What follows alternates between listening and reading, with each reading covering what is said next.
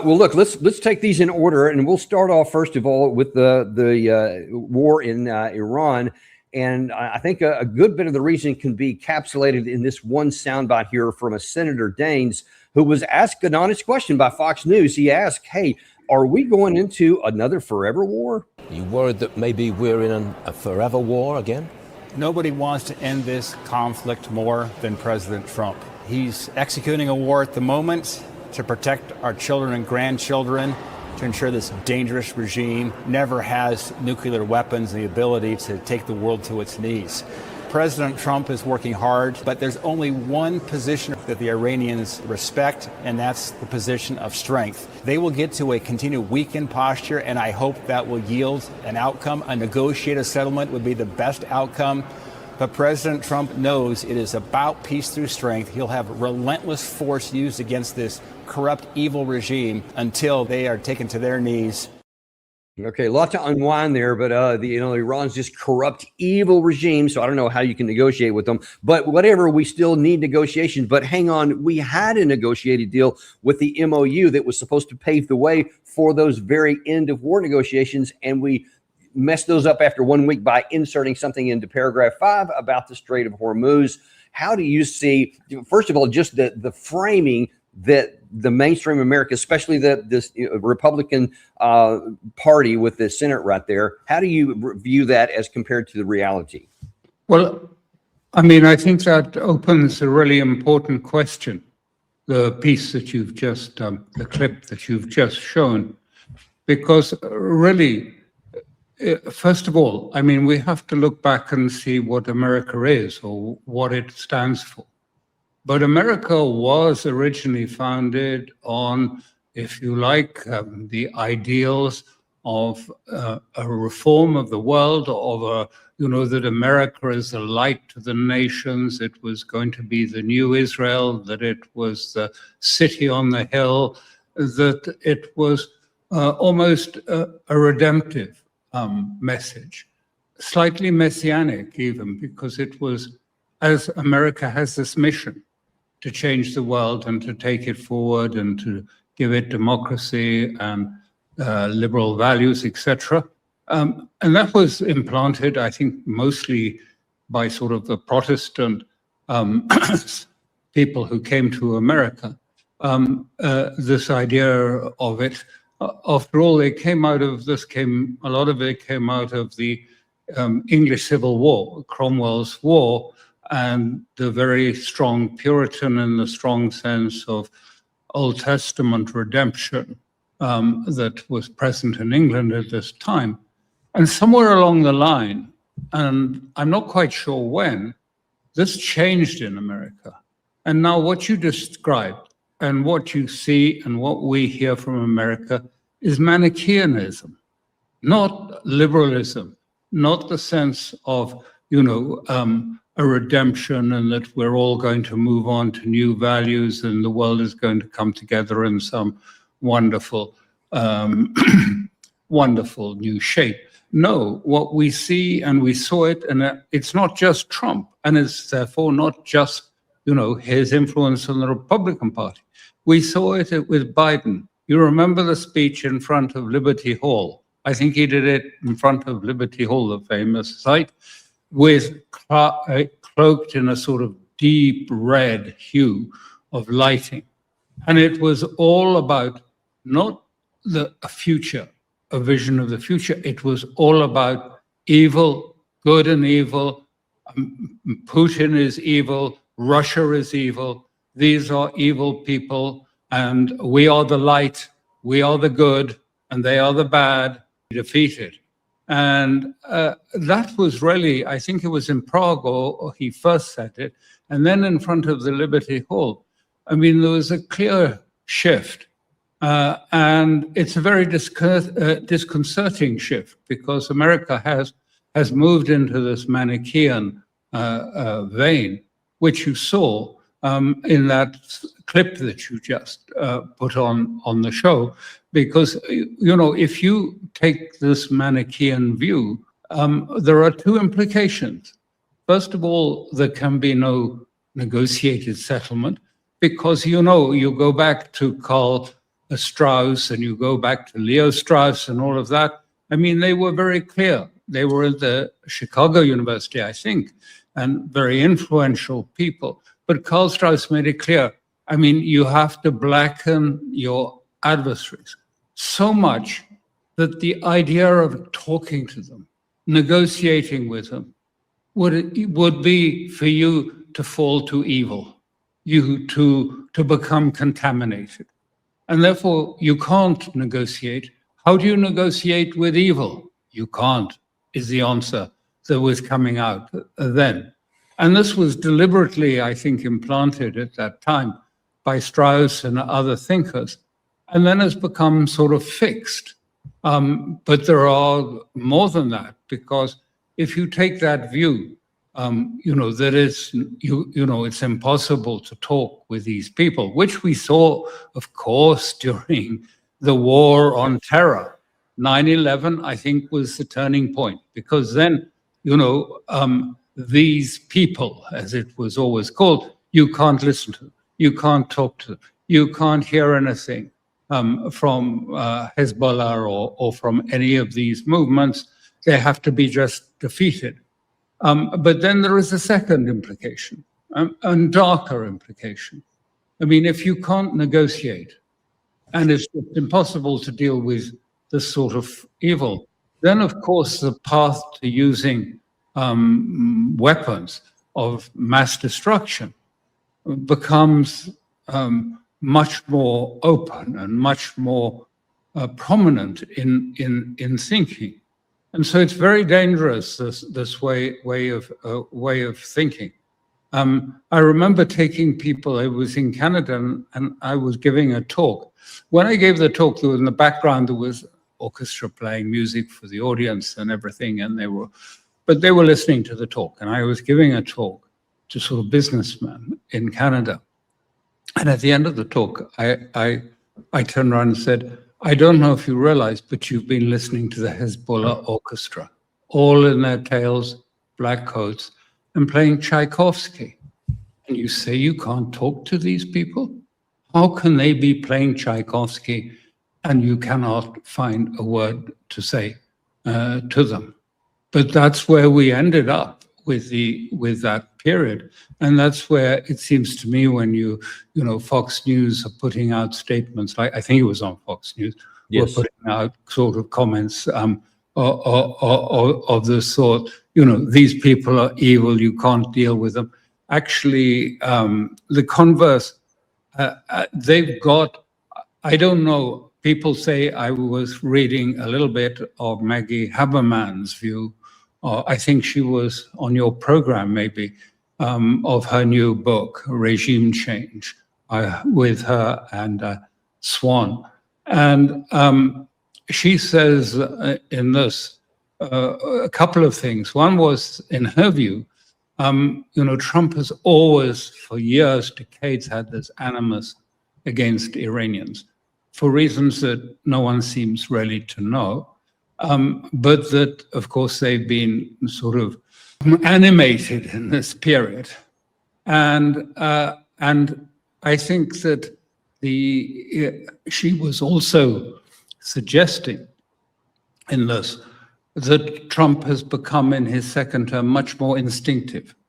And he relies on his instincts and the range of people that talk to him has become narrower and narrower. His bunker has shrunk, if you like, to a few people that talk to him in this way. But this is why I'm saying America has got this back to front. I just want to be very blunt with you. You have got this back to front. The narrative that Trump expounds and others is that there are these terrible hardliners in government in Iran, these people in the IRGC, the head of the IRGC. These are the hardliners that disrespect their people, and they don't take account that people, are suffering and want to have a solution. This is the narrative. You got it back to front. Actually, it is the people, Iranian young people, who are rejecting negotiation, and they want vengeance, and they call regularly for vengeance against America. And it is the so-called hardliners who are, if you look them up, try looking them up on Google, the people that we all know, the names that we know, you'll find all of them have got degrees, they've got PhDs, they've got 3 PhDs in philosophy and technical subjects in math. They're some of the most educated people. Larijani, before he was killed, I mean, as an example, was a philosopher, and he was an authority on Islamic philosophy going back to just over 1,000 years. But also he was a philosopher dealing with Habermas and other contemporary Western philosophers. And the understanding, they've got it back to front. And no wonder then, this is going to fail, and this is going to be a complete disaster, because it's not the leaders that are hardliners that won't bend to Trump's will. It's actually the opposite. The people fear that they might bend to Trump's will, and so are trying to stiffen their spine by saying, we want revenge, not at talks. And they're very caustic now about people who have in the past advocated for negotiations. So yes, the whole structure has put, the idea of a solution, diplomatic solution, is now impossible. And so that's actually why I guess my premise is, I mean, you've laid it out so articulately that you have both the United States with President Trump basically laying a foundation where we can't negotiate with them in terms of genuine negotiations, meaning I'm going to give something to get something. No, we just want them to surrender. And that's the only real way we're looking at it. And now then you're showing that the Iranian side has its own hardened position, and the will of the people, which is more important than just the leaders. It's the will of the people, which sets up a situation to where you're not going to get a negotiated settlement. And to my eyes and my military mind, that means we're going to lose, because we don't have the military means to compel compliance of the Iranian side. So I think that eventually, and we've talked about this many times before, but the bottom line is, I argue that it's very clear that we cannot win this war, and therefore all we can do is to lose. So given, if that be true, and until it actually happens, it can never be sure. But what I'd like to ask you here in the next few minutes is a number of questions about what the ramifications of an American loss would look like. And let's take them in piece here. Let's first of all look for Iran. So based on where Iran was on the 27th of February, the day before this war started, and where do you think they will end up on the backside of whatever a resolution looks like? Well, I think the only resolution that really is available is that Trump will at some point have to acknowledge that Hormuz is in the power and the possession of Iran, and that they will charge fees for passage through what is not international waters, but the territorial waters of Iran. And the other corridors will not be allowed. So I think this will be the resolution. And ultimately, yes, I think that Gulf states who say they won't accept this at the moment, they won't have much alternative. And they will have to accept it. And the prospects facing them are quite dark, because, this is also going to end, the petrodollar economy that has brought us all these sort of gleaming high skyscraper buildings in the Gulf states. That whole architecture has to go, will go. It was based on the petrodollar. It was entirely based on, after 73 and the huge increase in the price of oil, something we're seeing a little bit of now. But at that point, the United States encouraged the Gulf states, to deal in this, providing that they traded in dollars and remitted all of their savings back to the United States.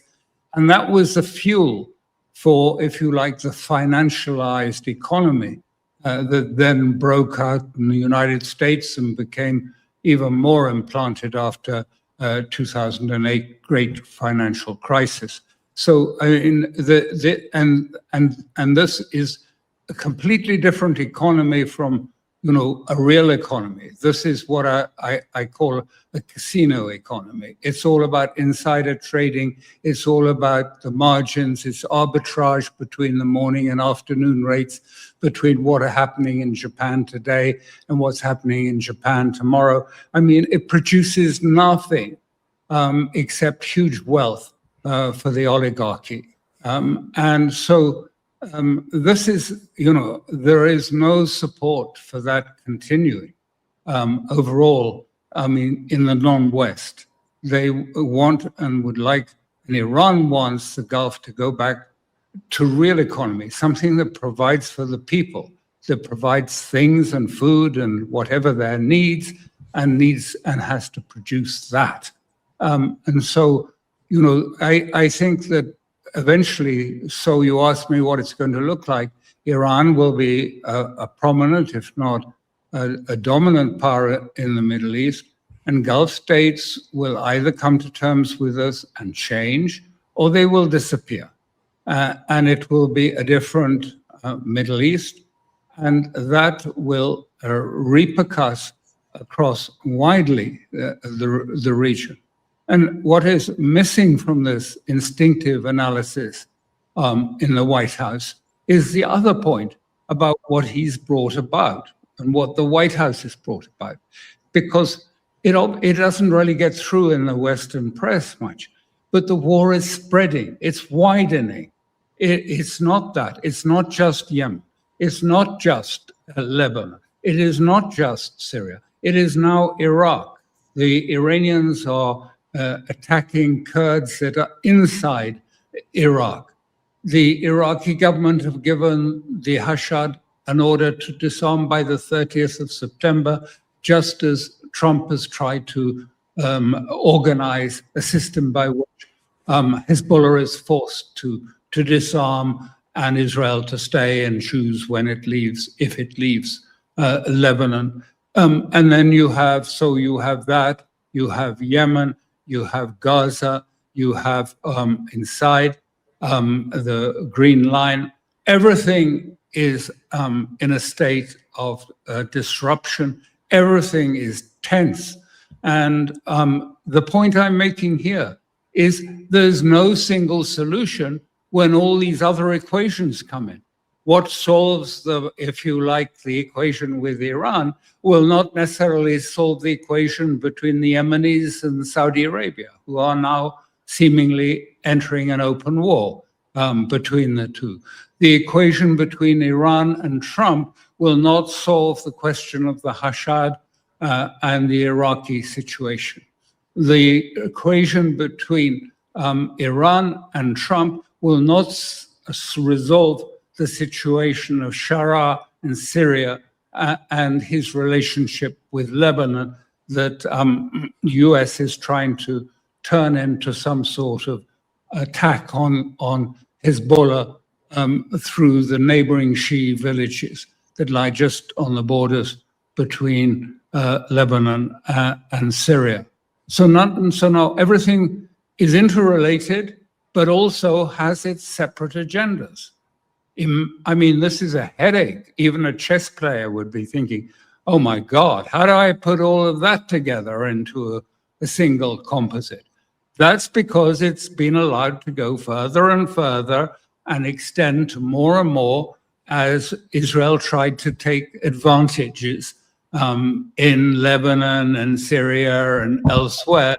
And as it tried to get its own advantages, it's pulled Trump into this quagmire of different conflicts, all of which are connected. The Iran one is at the heart of it, but they all have separate agendas. They won't be settled simply by saying, oh, new ceasefire. We're proposing a ceasefire with Iran. That's not going to settle the Yemeni siege for siege war on Saudi Arabia. The Yemenis now at this moment, because of the moment, have decided that this is the time to kick the Saudis out of the region.